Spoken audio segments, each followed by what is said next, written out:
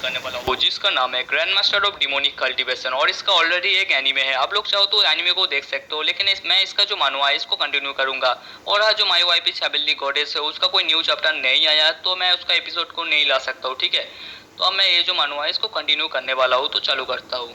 सो episode की starting में एक बंदा कहता है कि मेरा नाम है मो स्वान यू। मेरा जो मदर है वो मोक्लैन में जन्म लिया था। जो मोक्लैन है वो एक कल्टीवेशन सेक्ट है। मेरा जो मदर है वो राजा का कंकुबाई था। मेरा जो मदर जब 16 साल का था तब मेरा जन्म हुआ। मैं जब 14 साल का था मैंने कल्टीवेशन करना चालू कर दिया था, लेकिन मेरा जो कल्टीवेशन है उतना भी अच्छा नहीं था। कुछ अदरवर्ल्डी मैटर के वजह से मेरा जो मदर है और मुझे मोक्लैन में वापस आना पड़ा। लेकिन पूरे के पूरा जो मोक्लैन है वो मेरा मदर और मुझे बहुत ज़्यादा ह्यूमिलेट करता था। उन सभी का जो टॉर्चर है उनके वजह से मेरा जो मदर है उनका मौत हो गया।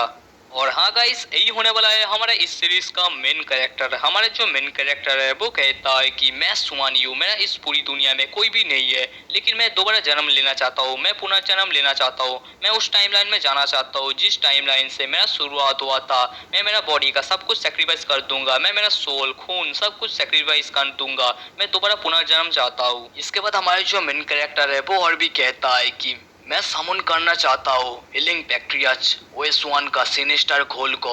और ये बोलने के बाद हमारे जो मेन कैरेक्टर है वो अपने आप को सेक्रीफाइस कर देता है। वहाँ पर यहाँ पर हमें थोड़ा पास्ट का सीन दिखाया जाता है जहाँ पर हमें बहुत सारे बंदे को दिखाया जाता है। जो सारे बंदे हंस रहा था, हम यहाँ पर हमें एक बंदे को दिखाया जाता है जो कहता है कि क्या जो हीलिंग बैक्टीरियाज ओएस1 वो मारा जा चुका है। ये तो बहुत अच्छा न्यूज़ है। उसका जो सारे रिलेटिव्स है उनका जो माउंटेन है उसको डिस्ट्रॉय कर दो। यहाँ पर ये जो बंदा है वो कहता है कि जो हीलिंग बैक्टीरियाज ओएस1 वो बहुत पावरफुल डिमोनिक कल्टीवेटर था। वो इतना पावरफुल था कि चारों बड़े बड़े सेक्टर मिलके भी उसके ऊपर अटैक किया था, लेकिन वो सब मिलके भी उसका कुछ बिगाड़ नहीं पाया।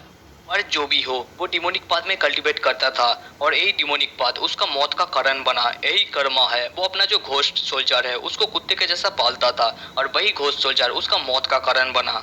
यहाँ पर वो बंदा और भी कहता है कि अगर जियांग सेक्ट उसको एडॉप्ट नहीं किया होता वो शायद आज किसी रास्ते का भिखारी बन के घूम रहा होता। वो जो जियांग सेक्ट का जो लीडर है उसको एडॉप्ट किया और उसकी वजह से ये सब कुछ हुआ। लेकिन ये भी सच है कि जो जियांग सेक्ट का जो लीडर है उसने ही बताया कि उसका जो वीकनेस है वो क्या है, नहीं तो किसको पता आज उसको हम मार पाते भी या नहीं। और हमें ये भी नहीं भूलना चाहिए कि उस अकेले ओएस1 उसने अकेला रातों रात जो 3000 कल्टीवेटर है उनको मार दिया। तभी एक बंदा कहता है कि मैंने तो ये भी सुना है कि उसने 3000 नहीं 5000 कल्टीवेटर को मारा है। सच में वो बहुत ज्यादा खतरनाक और टेरिफाइंग है। ये अच्छा हुआ कि उसने मरने से पहले अपना जो वेपन है उसको भी डिस्ट्रॉय कर दिया, नहीं तो क्या पता उस वेपन के वजह से इस दुनिया में कितना बड़ा खतरनाक तबाही आ जाता। यहाँ पर और एक बंदा कहता है कि मैंने तो ये भी सुना है कि जो ओएस1 वो बहुत ज़्यादा प्रॉमिसिंग कल्टीवेटर था। वो बहुत ज़्यादा सक्सेस पा लिया था कम एज में ही। अगर वो राइट पाथ को फॉलो करता तो शायद आज एक महान कल्टीवेटर बनता। इसके बाद हमें प्रेजेंट का सीन दिखाया जाता है जहाँ पर हमारे जो मेन कैरेक्टर है अपने आप को उस रिचुअल के अंदर सैक्रिफाइस कर दिया था। हमारे जो मेन कैरेक्टर है वो कहता है कि ओएस1 का जो सोल है वो क्यों समन नहीं हुआ।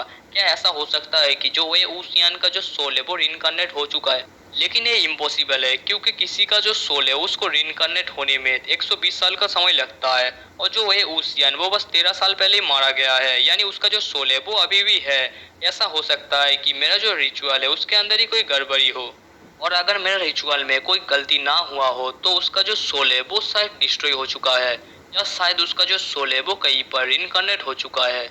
उसके अलावा और कौन ही है इतना कैपेबल। सो गाइस, वीडियो यहाँ पर ही खत्म होता है। तो वीडियो अच्छा लगा तो लाइक करना, शेयर करना और चैनल को सब्सक्राइब भी करना। तो अलविदा।